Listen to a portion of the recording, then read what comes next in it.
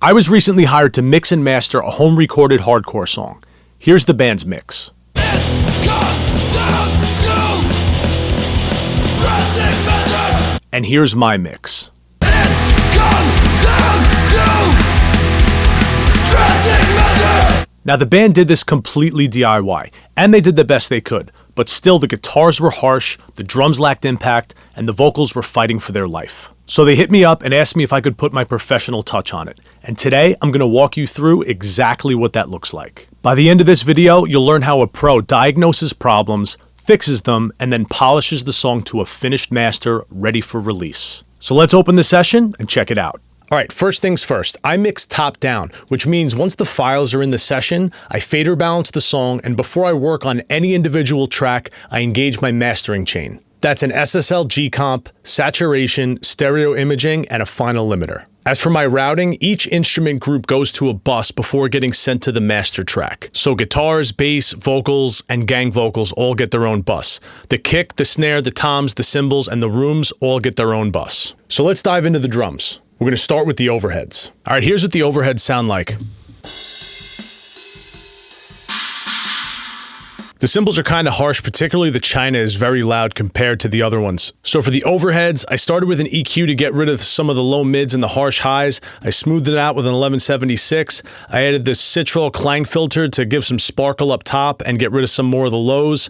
Then some saturation to smooth it out a little bit further. Another instance of EQ to get rid of the lows and some of the high mids. And I finished it off with an L1 limiter. Let's check it out what it sounds like as I add each one.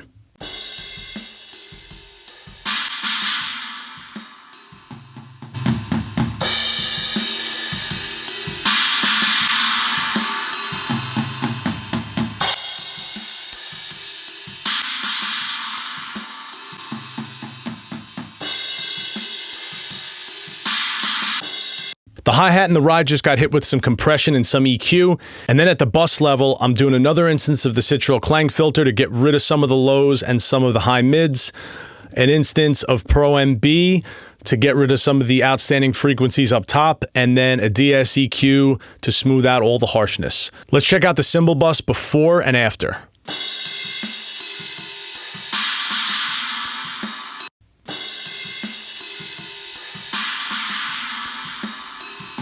All right, moving on to the rooms. There was no usable room mic audio here. So what I did was I routed all the shells to a room bus and then I treated them to sound like room mics. Here we have some EQ getting rid of the lows. We got decapitator to add some distortion. We got an 1176 to smooth everything out. And then we have some reverb to make it nice and big. Here's what it sounds like before. Here's what it sounds like after.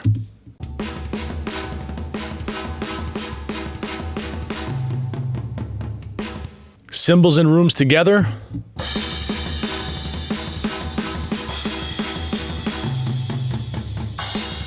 All right, let's tackle the kick now. What I did for the kick is I blended 3 different samples together to create the kick sound. Originally, the kick drum sounded like this.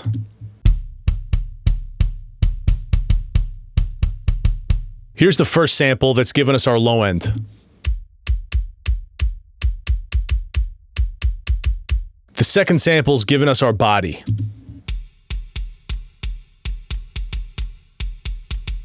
And the last sample's given us some more click and a little bit more low end.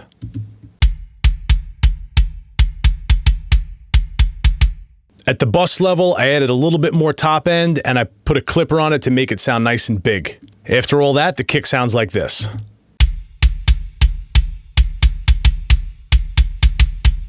All right, let's get into the snare drum now. The original snare sounded like this.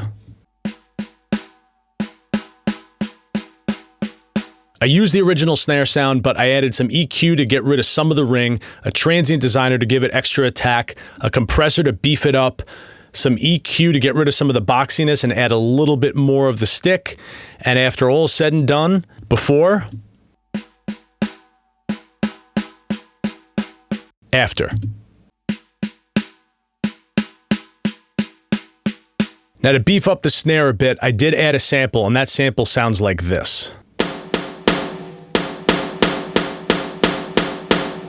At the bus level, we hit it with another transient designer, threw some EQ on it to get rid of some of the boxiness. We threw a little bit of saturation on it. We put another instance of EQ to get rid of some more boxiness, and we threw a clipper on it to fatten it up. Before, it sounds like this.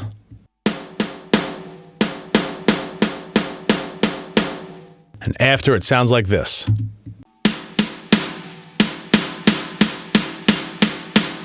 All right, on to the toms. Toms sounded like this originally. We hit all of them with some EQ to get rid of some of the mids and boost some of the attack, a transient designer to get some of that long ring low end out of it, a compressor to fatten it up, and a little bit more EQ to get rid of some of the low mids and a little bit more attack. Before and after.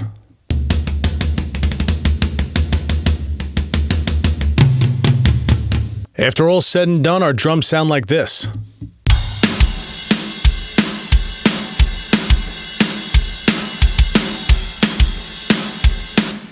All right, let's get into these guitars. First off, I didn't love the guitar tone that they sent. It sounded like this.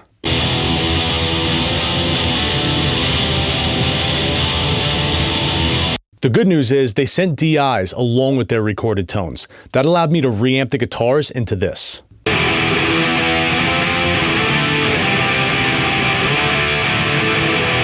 And this is a major pro tip. Always send the DI files of your guitars. And for the record, I'll always try to make the tone that you recorded work, but this one had way too many problems, so I opted to reamp. Now that I have a better guitar tone, it's time to sculpt it. So both guitars are getting some EQ to get rid of some of the low mids, some of the harshness, and then everything above 8K and everything below 100 Hertz. They're also getting a multiband compressor to control the palm mutes. So the guitar bus is getting another instance of EQ, Renaissance Axe, more EQ, the wow thing, which is going to give us some widening and sweetening of the guitars, and then a DS EQ to get rid of some of the harshness. Before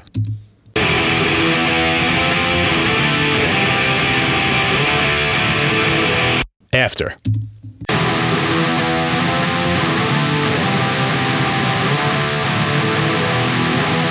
And so far, our song sounds like this.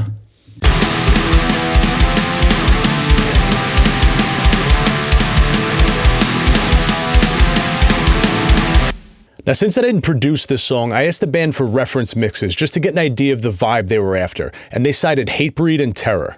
And the goal isn't to duplicate those sonics, just to get the song to feel like the type of song you would expect from those bands. And by the way, if you have a song that sounds more like the before than the after, this is literally what I do for bands. If you're interested in me putting the professional touch on your song, click the Work With Me link in the description, answer a short questionnaire, and see if we're a good fit to work together. All right, let's get into the bass now. So for the bass, they only sent the DI, so I split the DI into two separate tracks, one for the sub and one from the top end. The top end's getting compression, EQ, saturation, and a little bit more EQ. Here's what it sounds like before.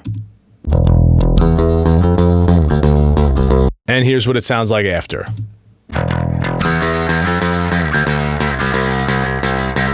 The low end got EQ, compression, an amp sim, more EQ, and a limiter to hold it in place. Now at the bus level, we're doing some EQ, a bass processing plugin, R bass to bring out some of the harmonics, another limiter, another EQ, and then track spacer to duck every time the kick drum hits. Here's what it sounds like before.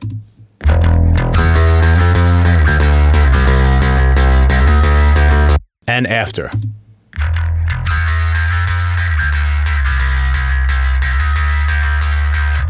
So all together now, the instruments are mixed and they sound like this.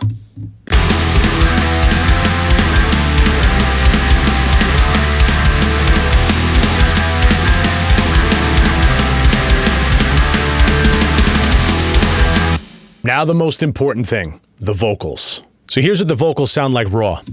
No, wait! There's no other escape! Every day you waste is a day of the same! So this got a noise gate to get rid of some of the bleed, a distressor to fatten it up, an 1176 to level it out, a little bit of EQ to get rid of the lows and the low mids, decapitator to add some distortion, another instance of EQ to get rid of some of the mids, a de-esser to eliminate some of the harsh S's, and last, a limiter. Here's the vocals before. No, wait! there's no other escape. Every day you waste is a day of the same. And here's the vocal after. No way, there's no other escape. Every day you waste is a day of the same. Have faith. Lastly, we have 6 tracks of gang vocals, which got panned in all different directions, hit with 2 instances of EQ, an L1 limiter, and a little bit of reverb. Here's the gang vocals before. Go seal your fate. Here's the gang vocals after. Go seal your fate. So one more time, this is the song they sent to me. It's gone down to drastic measures. Anything it takes. And this is the song I sent back. It's gone down to drastic measures. Anything it takes to build the life you treasure. Now, one of the things that stood out to me most is the transformation of the guitar tone. And if you want to check out my professional approach to reamping guitars, watch this video next. Hit that subscribe button if you haven't already. I'll see you guys next week. Thanks for watching.